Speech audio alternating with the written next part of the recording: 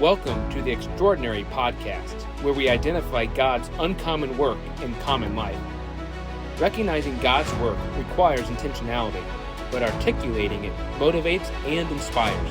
Don't forget to subscribe to never miss an episode.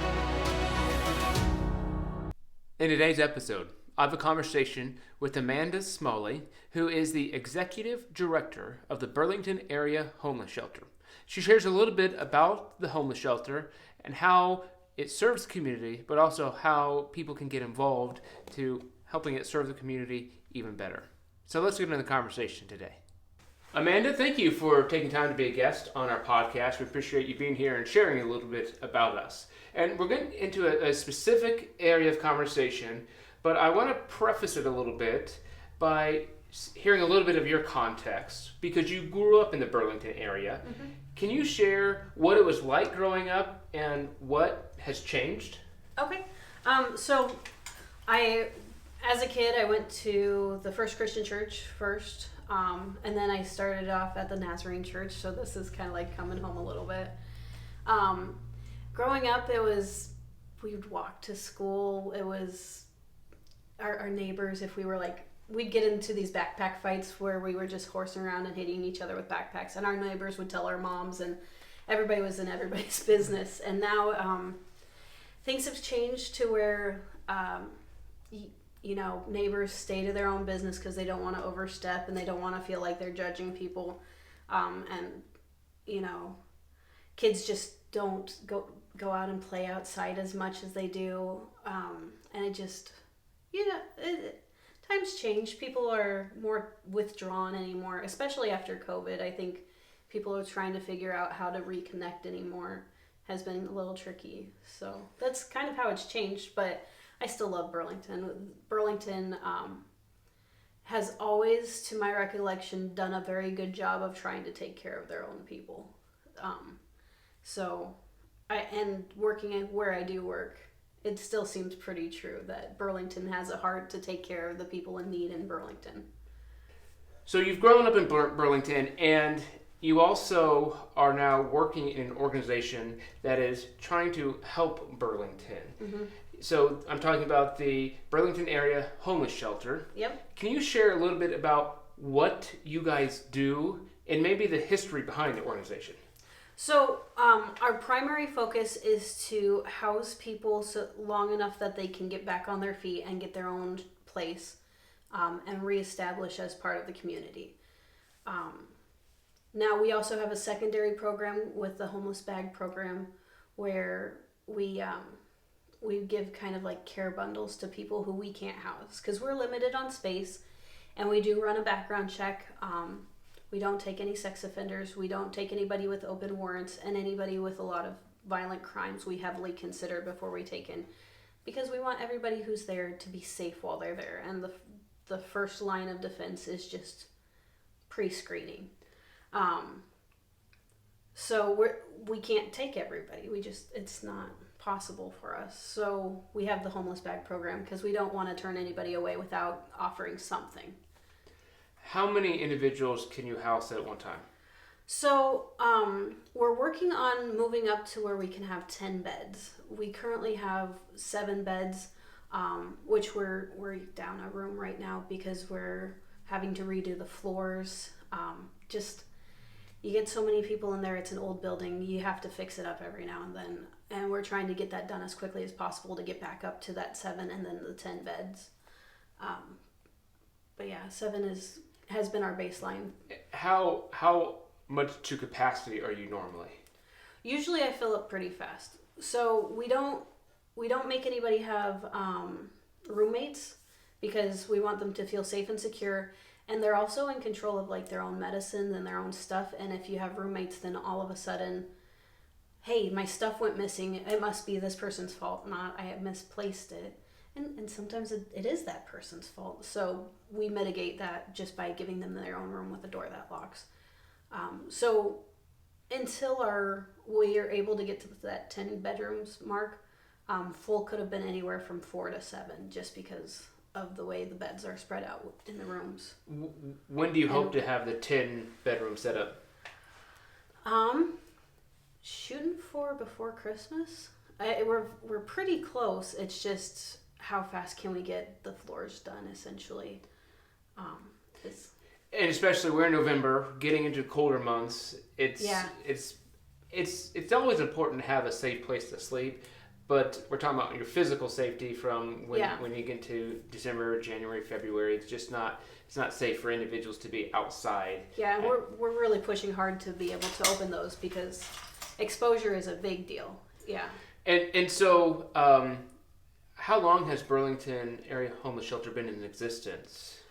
So we kind of had a renaissance period in 2013. That's where we like to look back to. Technically, we started in 2000, but it got a little rocky and then stopped existing for a minute, and we came back strong in 2013. Sharp Blodgett really helped spearhead that one and got it back rolling.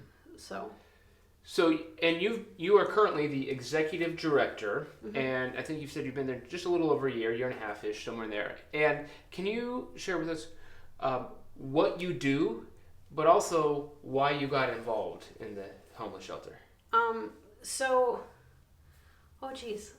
I do everything that's involved in running a house. I pay the bill, not like my money, but like I make sure that the checks get sent out to pay the bills. That any repairs are scheduled and fixed up.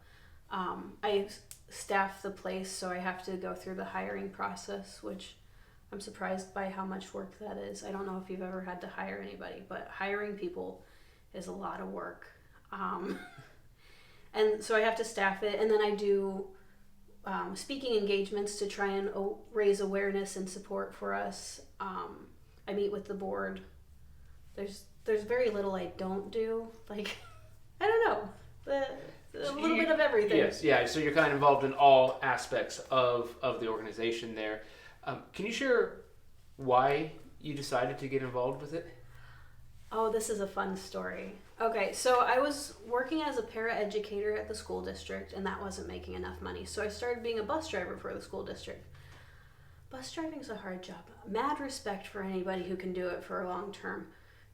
The driving of the bus itself, not so bad, but when you have to drive a bus without an associate, getting the kids to listen, they figured out that they outnumber you, and it wasn't for me. I was needing something else. Being a paraeducator wasn't paying the bills, and I thought I just wanted to leave Burlington. I was like, I'm ready to be done. I need a change. This is the skill set I have. I'm good at school district stuff. We're just going to... I had a friend who was taking care of some stuff in Des Moines, and I was going to go up and help him. So I was like, I'm just going to drive across to Iowa, pray about it, and check out different towns, and I was going to put in my bus driving application for different cities and just move. That was my plan. But God, So I'm driving around, and I found Indianola. I tell you, Indianola is a nice little town. They have this cute little coffee shop. I think it's called the Red Anchor. That's ran by a pastor, and they have like a singles group that meets their Bible study that meets there on Mondays, I think. And it just seemed really nice. I'm like, it's a coffee shop, and then there's this little art thing right next door, which really talks to me. I know that's not everybody's thing, but coffee, art, Bible study, right there. I'm like, I want to move to Indianola. This is it, God. I found the place. We're going to Indianola. And I'm praying about it, and he's like, but you're not done in Burlington yet. I'm like, but I am done. I need a change. I want to go to Indianola. Nope, you're not done in Burlington yet. You need to go back to Burlington. If you send me back to Burlington, God, you got to open a door because I can't stay where I'm at. Trust me, just go back to Burlington. Okay. So I came back to Burlington like a week later. Amy Vandiver, who used to be, well, her husband Doug used to be the youth pastor here when I was coming here. And I tell you, they made my middle school, high school years so much better. I survived some really tough years because of Doug and Amy Vandiver. Amy Vandiver messages me and says, hey, you need to apply for this job. And I pull it up, and I'm like, I don't think I have the qualifications for this job. Oh yeah, you'll be great. You have like 8 years of experience. Your time at the school counts. I'm like, are you sure? I don't think I'm qualified for this job. Oh, yeah.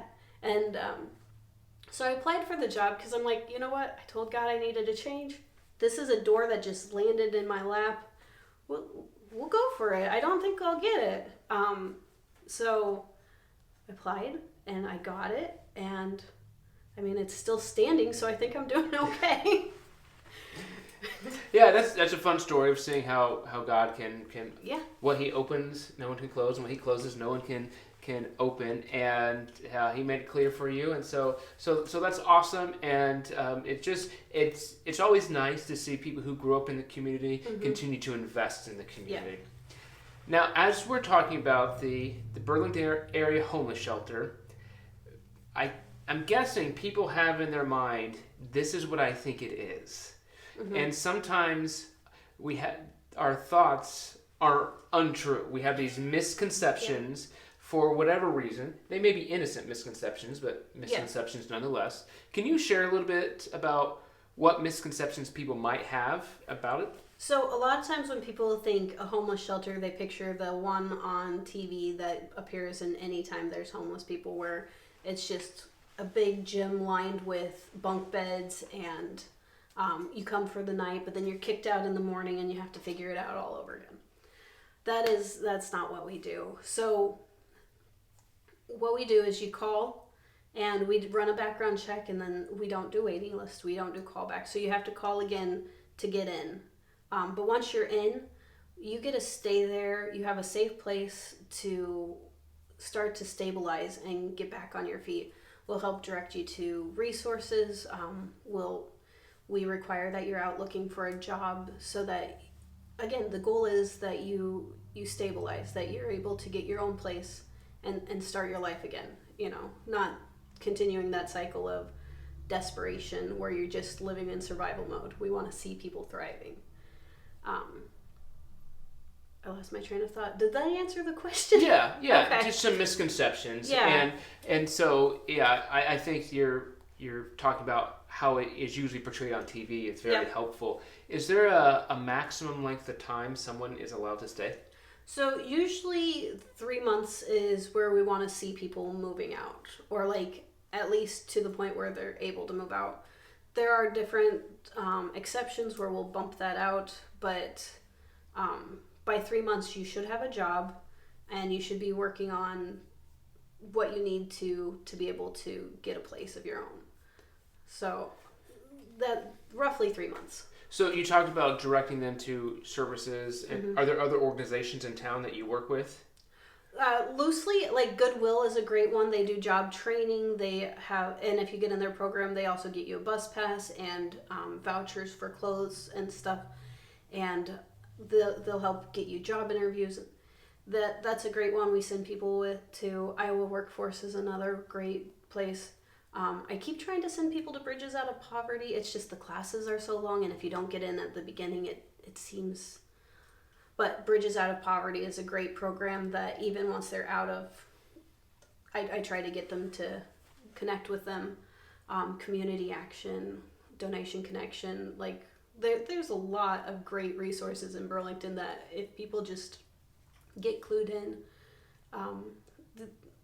Like I said, Burlington wants to help the people of Burlington, and there's a lot of great resources out there. Yeah, you speak to a lot of times people are just unaware of the resources, and it can be really hard to navigate that system sometimes. Now, as you're thinking about an individual who is seeking residence with you, are there any obstacles that person faces that someone like me might not be aware of? Yeah, like I said earlier, they have to pass our background check. We don't take any sex offenders, nobody with open warrants, and we heavily consider anybody with violent crimes. They also are required to have an Iowa ID. The way my donor's set up, they want us to be serving Burlington first and foremost, so we require an Iowa ID so that we know it's not just somebody trying to pass through, and that's something that my donors required of me. It can make for difficult conversations, but when you're talking about 4 to 7 beds and 10 here coming soon, there's limited capacity. Yeah, and so you have to have something to narrow down the field. Yeah. So, and I appreciate you sharing a little bit about things that someone like me, might not be aware of, because it's important to keep ourselves informed, and I think there's just a built-in trust that individuals have that you know what you're doing, you know how to care for these individuals, and I hope people can get behind organizations like the homeless shelter to support them. But speaking of that, are there specific ways individuals can help support the homeless shelter? First and foremost, we could use more monetary donations. It helps keep the lights on. It helps pay my staff. And my staff isn't just a body. They're people who show these people care and respect. We physically help people move when they're moving. I actually was doing that earlier today with one of my staff. We're there in case of emergency. We're there to help pick up the pieces when they're having their breakdowns. I can't stress enough how awesome my staff is.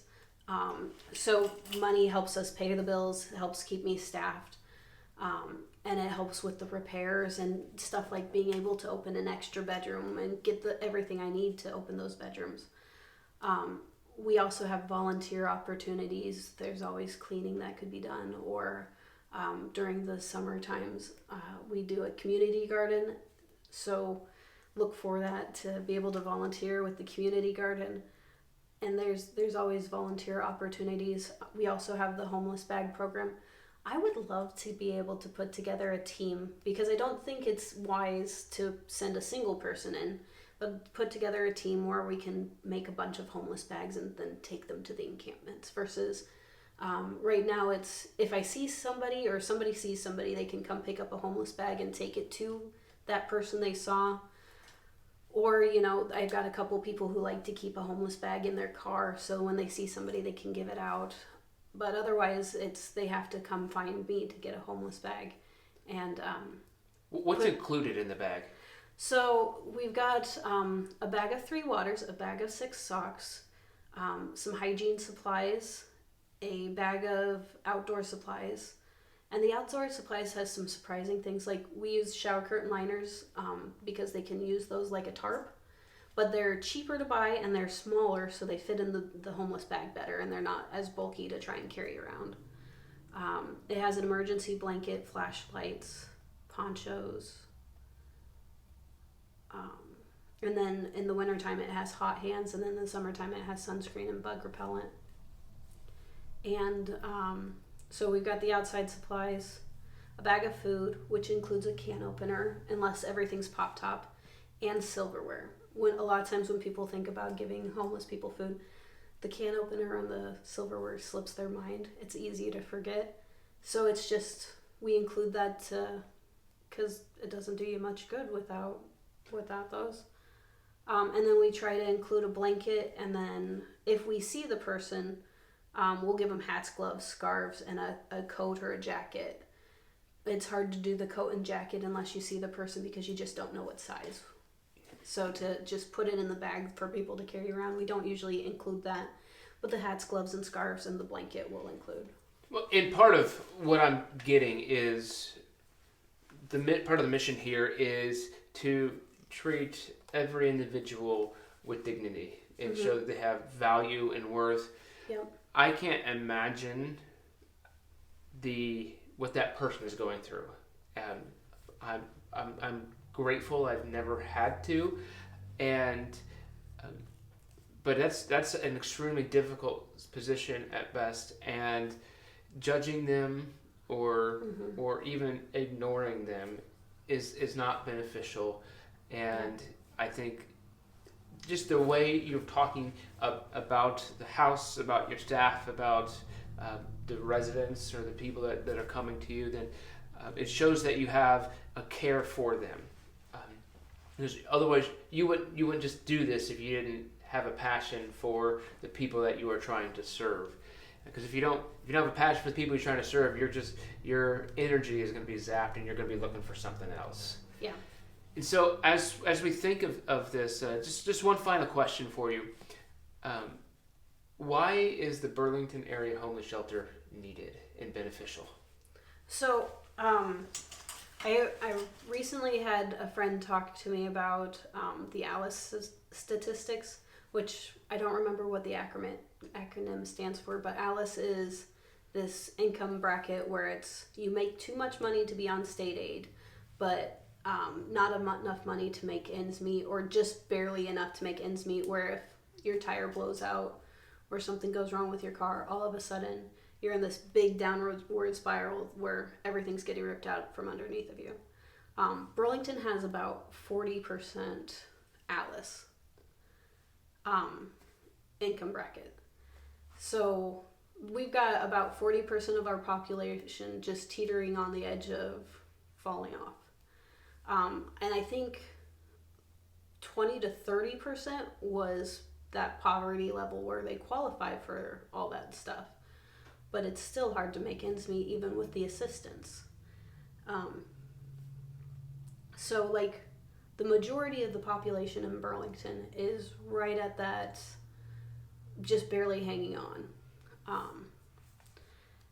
So that makes them vulnerable to needing my services, and even if they don't need my services, needing that extra leg up to help get them from moment to moment.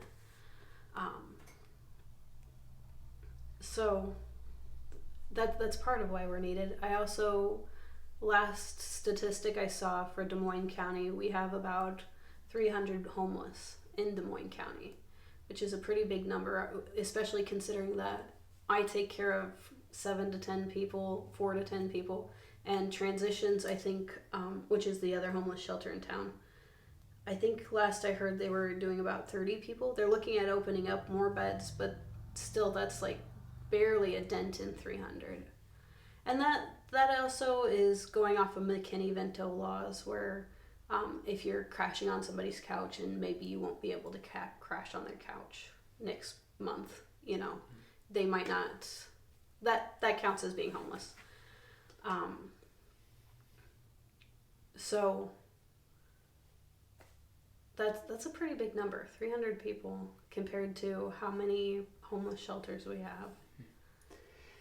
Yeah, well, it's being pretty needed. Yeah, I appreciate you sharing that and hopefully opening our eyes to that. And the issue is not just that you're providing a place for somebody to sleep. Mm-hmm.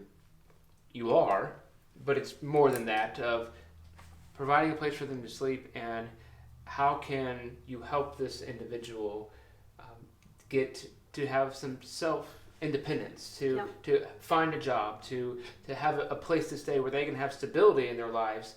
And so hopefully your services are just a interim period for them, mm-hmm. but that's not always the case. And every situation, I'm sure, breaks your heart.